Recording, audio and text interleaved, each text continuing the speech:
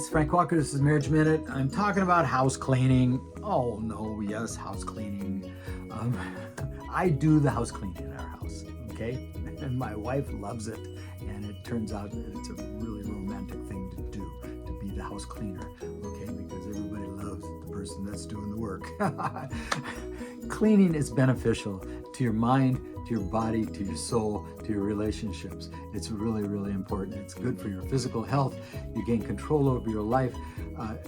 It's good for your mood, and it increases your focus. And here's 3 things that you can do, okay? Start small. A lot of times people save all the housework to Saturday and they ruin their weekend trying to get it all done. So have small projects throughout the week, okay?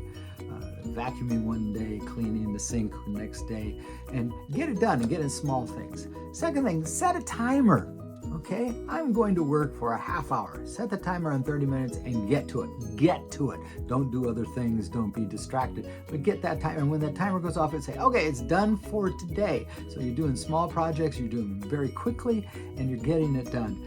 Okay, the last thing that needs to, especially if you're in a house with others, is you need to get them involved, okay?